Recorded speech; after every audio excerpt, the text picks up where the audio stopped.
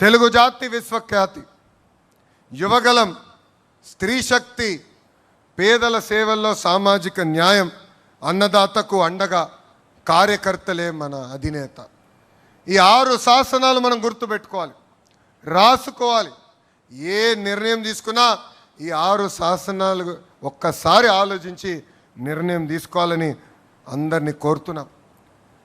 నేను పార్టీలో సంస్కరణలు తీసుకొచ్చేదానికి అహర్నిశలు పోరాడా, ఇప్పుడు కూడా పోరాడుతూనే ఉంటాం. వేదిక మన పాలిట్ బ్యూరో సభ్యులందరూ తెలుసు, ఆనాడు జిల్లా పార్టీ వ్యవస్థ నుంచి పార్లమెంట్ పార్టీ వ్యవస్థ తీసుకొచ్చేదానికి సుమారుగా 2 సంవత్సరాలు నేను పోరాడా. నేను అనుకుంది సాధించలేకపోతే నేను అలిగి ఇంట్లో పడుకోలే. మళ్ళీ తిరిగి పాలిట్ బ్యూరోకి వెళ్ళా, నాయకులతో మాట్లాడా. నమ్మకుంది సాధించుకునే వరకు నేను వదలబెట్టలేదు. అంతేకాదు పాదయాత్రలు నేను నడిచినప్పుడు కార్యకర్తలు అందరూ నన్ను అడిగారు, పనిచేసిన కార్యకర్తలు మీరు గుర్తించాలని. అందుకే టెక్నాలజీతో జోడించి మై టీడీపీ యాప్ తీసుకొస్తే చాలామంది నన్ను అడిగారు, మై టీడీపీ యాప్ అవసరమా అని. కానీ ఈరోజు చూడండి, గ్రామ స్థాయిలో ఏ కార్యక్రమం జరిగినా ఎవరు పనిచేశారో ఎవరు పనిచేయలేకపోయారో పార్టీకి నేరుగా తెలుస్తుంది.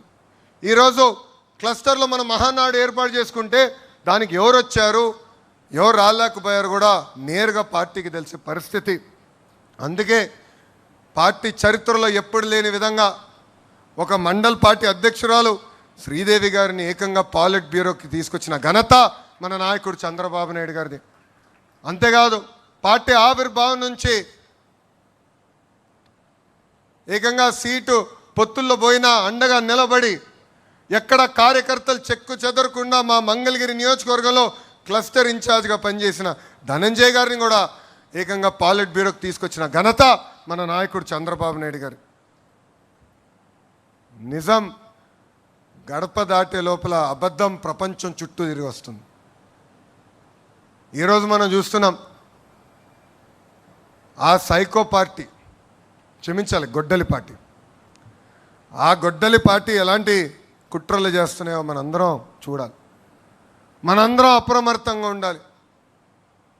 ఎవరు ఊహించిన విధంగా 150 రోజుల్లో మనం డిఎస్సి నిర్వహించి మనం ఉపాధ్యాయులకి ఆఫర్ లెటర్ ఇచ్చాం. ఆ గొడ్డలి పార్టీ నాయకులు వెళ్ళి ఏకంగా 200 కేసులు మన పైన పెట్టారు. డిఎస్సి అడ్డుకోవాలని ప్రయత్నించారు, కానీ ఎక్కడా వాళ్ళు అడ్డుకోలేకపోయారు. అందుకే ఇప్పుడు కొత్త డ్రామా తీసుకొచ్చారు డిఎస్సి పైన. అందుకే చెప్తున్నా, సైకో నీది 10th క్లాస్ పేపర్ లీక్ చేసిన బ్యాచ్, నాది స్టాన్ఫర్డ్ హిస్టరీ ఉన్న బ్యాచ్. టీచర్ని లిక్కర్ షాప్ ముందలు నిలబెట్టిన ఘనత మీది. టీచర్ని సింగపూర్కి ట్రైనింగ్ పంపించిన ఘనత మాది. 5 ఏళ్ళలో ఒక్క టీచర్ పోస్ట్ భర్తీ చేయలేని ఘనత మీదవుతే, మేము అధికారంలోకి వచ్చిన తొలి సంవత్సరంలోనే 16,000 టీచర్ పోస్టులు భర్తీ చేసిన ఘనత మాది. జాబ్ క్యాలెండర్ అని సాక్షి క్యాలెండర్ మీరిస్తే ఏకంగా సంవత్సరం పూర్తయిన తర్వాత అద్భుతంగా 10,000 ఉద్యోగాలతో జాబ్ క్యాలెండర్ కూడా విడుదల చేసిన బ్యాచ్ మాది. భూమి కంటే ఎక్కువ భారం మోసేది మహిళ.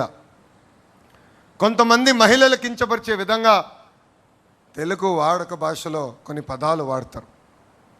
గాజులు తొడుక్కున్నావా, చీర కట్టుకున్నావా, అమ్మాయిలాగా ఏడవద్దని మాట్లాడతారు. నేను అనేక ప్లాట్ఫామ్స్లో దీని గురించి మాట్లాడా. ఈ పదాలకి ఫుల్ స్టాప్ పెట్టాల్సిన బాధ్యత ఇక్కడ ఉన్న మనందరిపైన ఉంది. మహిళల్ని గౌరవించాల్సిన బాధ్యత మనందరిపైన ఉంది. మనం చూసాం, నేను విద్యాశాఖ మార్చులు అయిన తర్వాత స్కూల్ బుక్స్లో ఇంటి పనులన్నీ ఆడవాళ్ళు చేసే ఫోటోలు ఉండేది. అలాంటిది ఇప్పుడు 50% చేశారు. అంటే 50% ఫోటోలు ఆడవాళ్ళు చేస్తున్నారు, 50% ఫోటోలు మగవాళ్ళు చేస్తున్నారు ఇంటి పనులు. ఎందుకంటే మార్పు మన ఇంటి నుంచి మొదలవ్వాలి. మార్పు అనేది మన పాఠశాల నుంచి మొదలవ్వాలని బలంగా నేను నమ్ముతున్నా. మన పార్లమెంట్లో మహిళా బిల్ కేంద్ర ప్రభుత్వం, ఎన్డీఏలో ఉన్న పార్టీలందరూ మద్దతు తెలిపి మహిళల కోసం రిజర్వేషన్ డీలిమిటేషన్ బిల్ మనం ప్రవేశపెట్టాం. మనం స్త్రీ శక్తిని నమ్ముకున్న వారం. ఆ బిల్కి సంపూర్ణ మద్దతు మనం తెలిపాం.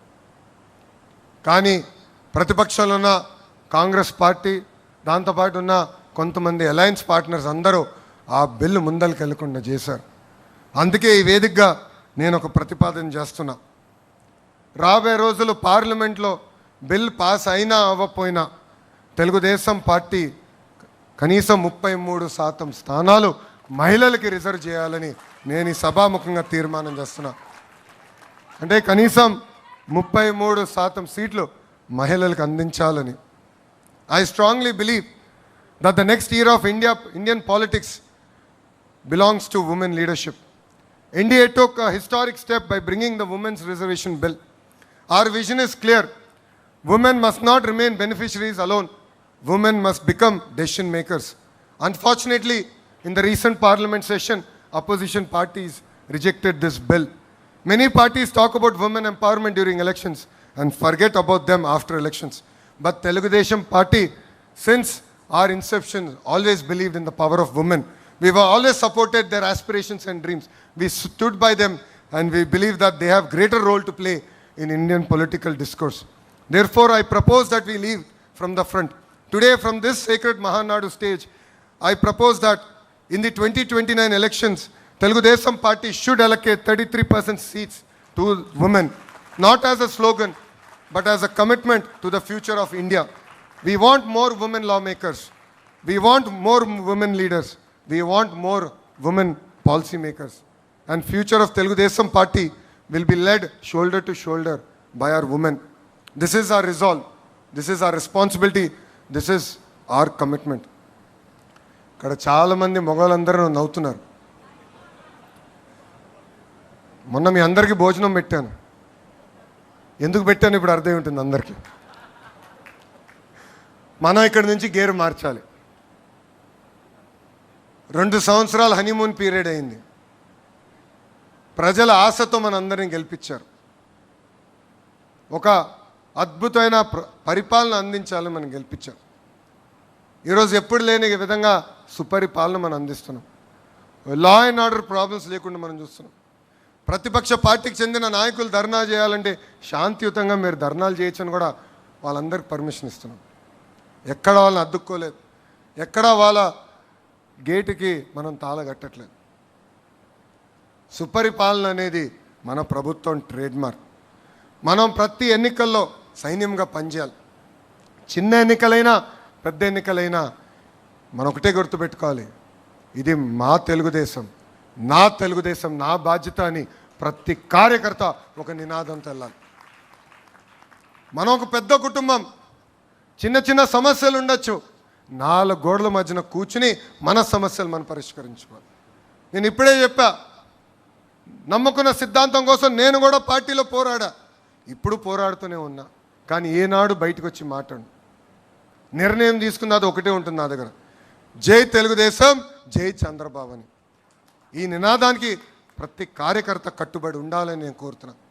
గౌరవ అధ్యక్షులు ఇప్పుడే చెప్పినట్లు అహంకారం వీడాలి. మనం చూసాం గతంలో 151 స్థానాలు 11 ఎట్లయిందని. ఇది మనందరం గమనించాల్సిన అవసరం ఉంది. ప్రజల దగ్గరికి వెళ్ళాలి, ప్రజలతో మమ్మక్యం అవ్వాలి, వాళ్ళ సమస్యలు పరిష్కరించే దిశగా మనందరం కష్టపడాలని ఇక్కడ వేదిక మీద ఉన్న పెద్దలకి, వేదిక మీద ఉన్న నాయకులకి, రాష్ట్ర వ్యాప్తంగా ఉన్న కార్యకర్తలందరికీ నేను పిలిపిస్తున్నా. ప్రభుత్వ కొనసాగింపు అనేది చాలా చాలా అవసరం. మనం చూస్తున్నాం, ఒక గుజరాత్, ఒక ఒరిస్సా లాంటి రాష్ట్రాలు ఈరోజు ఏ స్థాయికి వచ్చినాయో అందరూ ఒక్కసారి ఆలోచించాలి. 1983లో తెలుగుదేశం పార్టీని అన్న ఎన్టీఆర్ అధికారంలోకి తీసుకొచ్చారు. ఆయన పార్టీని 1982లో స్థాపించారు. ఈరోజు ఈ మీటింగ్ వచ్చే ముందల ChatGPTలో కొట్టా.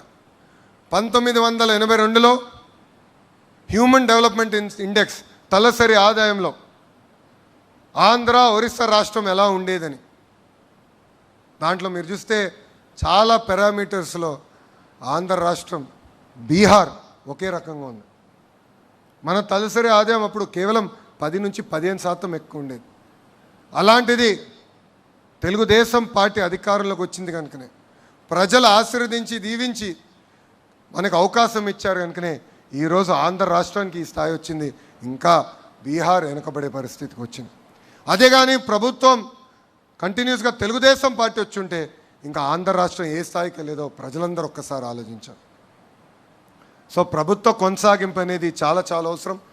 కార్యకర్త దగ్గర నుంచి వేదిక మీద పాలిట్ బ్యూరో సభ్యుల వరకు అందరం కష్టపడాలి. ఈరోజు ఆంధ్ర రాష్ట్రంలో డబుల్ ఇంజిన్ బుల్లెట్ ట్రైన్ సర్కారు పనిచేస్తుంది.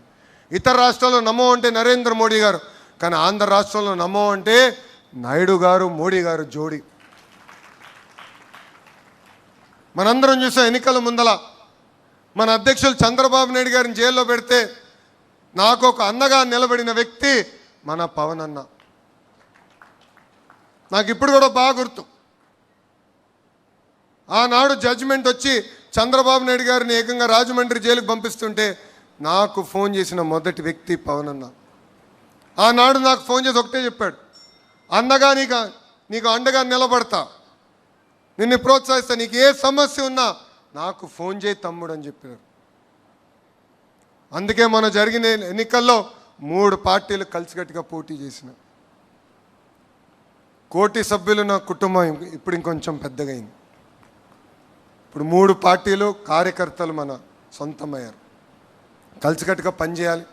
చిన్న చిన్న సమస్యలు ఏమున్నా మనం మన సమస్యలు పరిష్కరించుకోవాలని కార్యకర్తలందరికీ నేను పిలిపిస్తూ, ఈరోజు డబుల్ ఇంజన్ బుల్లెట్ ట్రైన్ సర్కారు ఉంది కనుకనే విశాఖ ఉక్కుని కాపాడుకున్నాం. విశాఖ రైల్వే జోన్ ఏర్పాటు చేసుకున్నాం.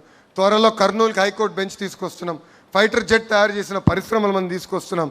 ఏకంగా అమరావతి పోలవరానికి రావాల్సిన నిధులు కూడా మనం తీసుకొస్తాం జరిగింది. ఇంతేకాకుండా నేను వర్కింగ్ ప్రెసిడెంట్ కరెక్ట్గా అయ్యి కరెక్ట్గా నెల దాటింది. అటు తెలంగాణ అండమాన్లో ఉన్న తెలుగుదేశం పార్టీని కూడా బలోపేతం చేయాల్సిన బాధ్యత నా పైన ఇప్పుడు ఉంది. తప్పనిసరిగా నాయకుల్ని కార్యకర్తలను కలుస్తా. అక్కడున్న కార్యకర్తల నాయకులందరూ కూడా ఒకటే పిలిపిస్తున్నా, పార్టీ ఏ కార్యక్రమం ఇచ్చినా మనం జయప్రదం చేద్దాం, కలిసికట్టుగా పనిచేద్దాం. గ్రామ స్థాయి నుంచి మళ్ళీ తెలుగుదేశం పార్టీ కలిసికట్టుగా పూర్వ వైభవం తీసుకొద్దామని వాళ్ళందరికీ సభాముఖంగా నేను హామీ ఇస్తూ, నాకు ఇంత అద్భుతమైన అవకాశం ఇచ్చిన మీ అందరికీ పేరు పేరున నా హృదయపూర్వక ధన్యవాదాలు తెలుపుకుంటూ మీ అందరి దగ్గర నుంచి సెలవు తీసుకుంటున్నా. జోహార్ అన్న ఎన్టీఆర్, జోహార్ అన్న ఎన్టీఆర్. చంద్రబాబు నాయుడు గారి నాయకత్వం, చంద్రబాబు నాయుడు గారి నాయకత్వం. జై తెలుగుదేశం, జై తెలుగుదేశం, జై హింద్.